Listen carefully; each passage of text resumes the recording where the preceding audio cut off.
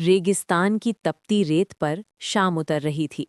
सूरज धीरे धीरे ढल रहा था और आसमान पर लालिमा छा गई थी। दूर तक फैले सन्नाटे में सिर्फ हवाओं की सरसराहट और ऊँटों की घंटियों की आवाज़ सुनाई दे रही थी। उसी वीराने में एक दरवेश अपने 2 ऊँटों के साथ सफ़र कर रहा था। उसका नाम नासिर था, एक ऐसा इंसान जिसके चेहरे पर सुकून था, लेकिन आंखों में बीते हुए सालों की गहराई। उसके साथ एक जवान आदमी भी था। उसका नाम फ़हीम था। कुछ दिनों पहले ही दरवेश ने उसे एक जालिम मालिक के चंगुल से छुड़ाया था। फ़हीम अब उसके साथ था, उसकी खिदमत करता, उसके लिए पानी लाता, खाना ढूंढता और हर वक्त उसकी मदद करता। पहले पहल फ़हीम का दिल बदल चुका था। वो सच्चे दिल से दरवेश की सेवा कर रहा था। लेकिन इंसान का दिल कब बदल जाए, ये कोई नहीं जानता। एक दिन दोनों रेत के टीले के पास बैठे थे। दरवेश आसमान की तरफ देख रहा था, जैसे किसी से खामोशी में बात कर रहा हो। उसके पास एक छोटी सी डिबिया थी, जिसे वो बहुत संभाल कर रखता था।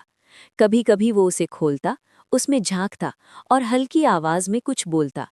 फ़हीम दूर बैठा ये सब देख रहा था। उसके मन में सवाल उठने लगे, इस डिबिया में आखिर है क्या? उसने मन ही मन सोचा। रात हुई, दोनों ने थोड़ा बहुत खाना खाया और सोने की तैयारी करने लगे। दरवेश ने डिबिया को अपने पास रखा और आंखें बंद कर लीं। लेकिन फ़हीम की आंखों में नींद नहीं थी। वो बार बार उस डिबिया की तरफ देख रहा था। जरूर इसमें कोई बड़ा राज है, शायद खजाने का राज, शायद इससे और दौलत मिल सकती है। धीरे धीरे उसके दिल में फिर से लालच जाग उठा। सुबह होते ही दोनों सफर पर निकल पड़े। चारों तरफ सिर्फ रेत ही रेत थी। पानी सीमित था और रास्ता लंबा।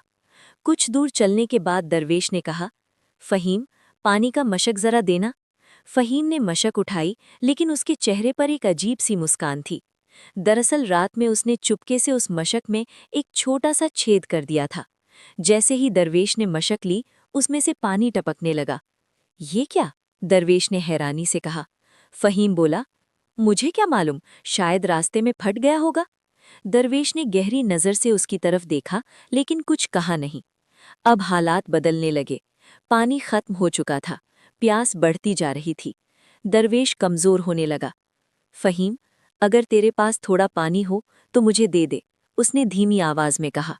फ़हीम ने अपनी छोटी मशक निकाली, जिसमें उसने अपने लिए पानी बचा रखा था। उसने कहा, 1 घूंट पानी की कीमत 1 ऊँट। दरवेश ने उसकी तरफ देखा। आंखों में दर्द था, लेकिन गुस्सा नहीं। तू ऐसा क्यों कर रहा है फ़हीम? उसने पूछा। फ़हीम बोला, मैं सिर्फ अपना हक ले रहा हूँ। मैं भी इस सफ़र में तेरे साथ था। ये दौलत सिर्फ तेरी नहीं हो सकती।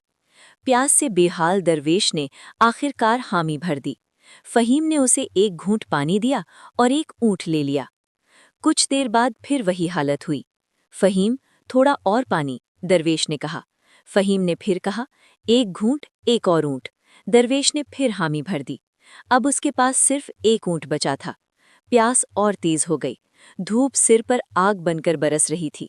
फ़हीम, आखिरी बार पानी दे दे, दरवेश की आवाज़ टूट रही थी। फ़हीम ने कहा, आखिरी घूंट, आखिरी ऊँट।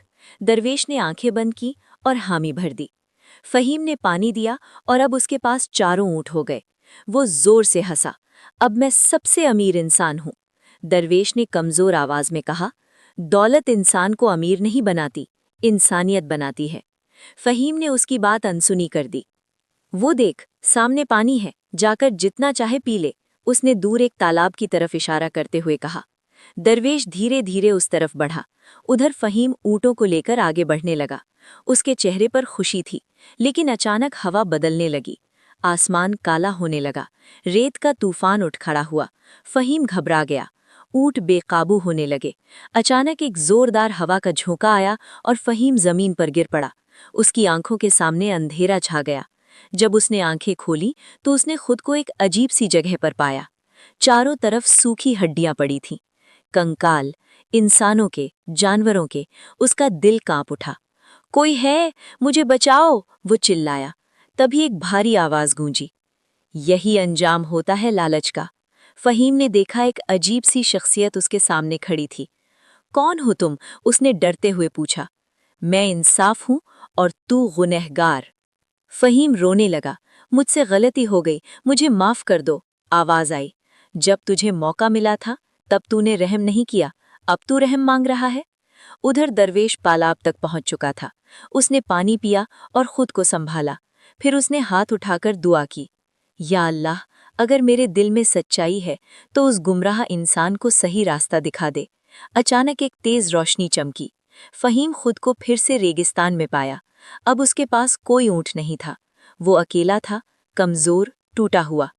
कुछ दूर उसे दरवेश नजर आया। वो भागता हुआ उसके पास गया और उसके कदमों में गिर पड़ा। मुझे माफ कर दो, मैं अंधा हो गया था लालच में। दरवेश ने उसे उठाया।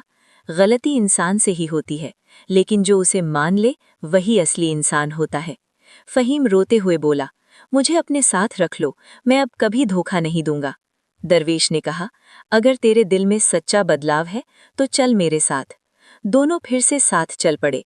अब रास्ता वही था, रेगिस्तान वही था, लेकिन उनके दिल बदल चुके थे। फहीम अब हर कदम पर शुक्र करता और दरवेश की हर बात ध्यान से सुनता।